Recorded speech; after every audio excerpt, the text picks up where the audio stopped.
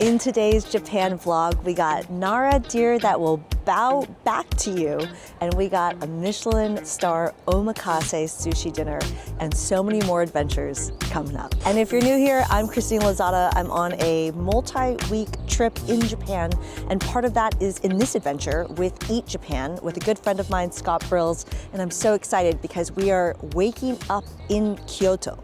And we collected tons of snacks because I don't know if you've ever been to a Japanese convenience store, but it is amazing for snacks. And there's Belgian waffles, of all things, at the Kyoto Station. So this is where we started kind of collecting all of these snacks before we took the train ride over to Nara and got in line somewhere.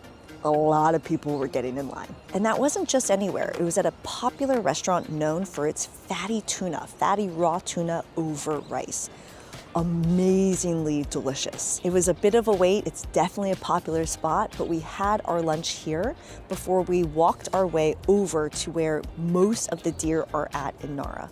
They're literally everywhere. I mean, as soon as you walk out of the train, you'll see them standing on the median, but the parks and kind of the areas around are where you'll find the most amount of deer. I mean, even as you're walking through the shrines and the temples, the Nara deer are literally everywhere. And like I said in yesterday's preview vlog, it wasn't totally what I expected.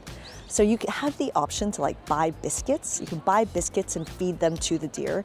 And you see lots of tourists kind of doing stupid things, trying to get tons of them to follow them around, etc. But I mean, these are wild deer. They're super tame. They're used to being around humans, but at the end of the day, they're still wild deer. And some of them, I don't know, like some of them looked amazing, and some of them, I did not want them to touch me. But the Nara deer are super unique, and they really will, especially if you have a biscuit. If you bow to them, they will bow back to you. And I just thought that was really, really freaking neat. But it was just this amazing day of walking. We did a lot of walking, like 20,000 steps today. We walked all over Nara and we went to all the different temples and shrines. And it was just really beautiful to be out there. We had kind of like this cloudy day. It wasn't raining, but it was just added to this like moody effect. It was absolutely gorgeous, especially at the shrines. We went to a few places that kind of had a view and an overlook of all of Nara. It was just an amazing experience. Lots of tourists around, that's for sure.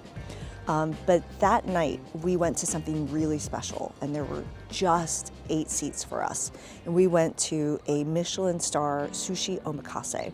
And what was unique about this is the chef didn't do super traditional sushi omakase. He had his own spin on just about everything. And so it was just this amazing night of eating dish after dish after dish. And there were some pretty wild ones in there, but it was all really delicious and really unique. And one of the things that I really loved was the champagne. I mean, you know me, I love drinking champagne. That was an amazing experience. We were there for hours before we jumped back onto the train because the next day we had an early wake up because we jumped onto a bus and we went on a rainy day to a tea farm. There's an area of Tokyo in which there's just all the tea is grown. And it was this amazing day of learning both how to make tea, how to grow tea. We went into the fields, absolutely gorgeous, and watched the unique ways in which they would produce the tea as we walked through the area in which they have all the different kind of machinery. We ate this delicious vegetarian lunch. Everything was like tea focused in one way or another. It was absolutely delicious. I thought one thing that was unique was that all the people that were working there were different interns from all over the world, learning how to make tea. And normally their internships were 3 months at a time. But a phenomenal experience before we headed back to Kyoto. And within the station, like one of the things about the train stations within Japan is they're an amazing place to find food. And so there was an area of Kyoto Station that had just restaurant after restaurant that was absolutely delicious, like nicer restaurants. And we got in line to eat at tonkatsu restaurant. And if you don't know what tonkatsu is, it's a breaded pork cutlet, like think really succulent, really delicious and juicy pork with a nice breading on top, and you kind of mix your own tonkatsu sauce, in which you're taking almost like their kind of gravy, and then you're mashing the the roasted sesame and making it to like your liking. That was the most amazing way to end that day before we called it an early night. But that was Nara. Oh, it was an amazing adventure. Definitely one that I think kind of depending on how much time you have in Japan, I think in my opinion, going to Nara to like see all the different shrines is amazing and temples. The deer definitely add to the ambiance, but I wouldn't necessarily specifically go to Nara for the deer.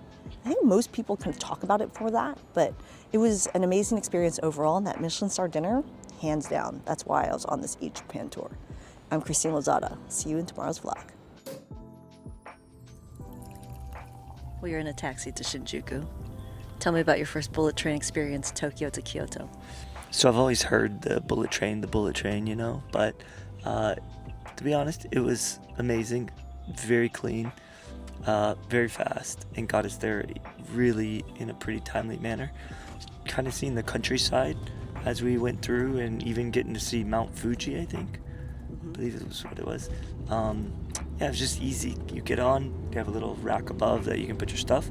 You sit down, you have a little tray table, you can drink some beer, you can eat some food. Do you even remember what you ate on the bullet train? I'll be real honest, I don't. I had a wine which came with a little baby cup. And it was the most annoying thing because pouring the wine in like a little 1 ounce pour each time. I thought you tried to drink a beer. I did have a beer, but I do remember the baby cup as well. It's pretty funny. 2.5 hour bullet train.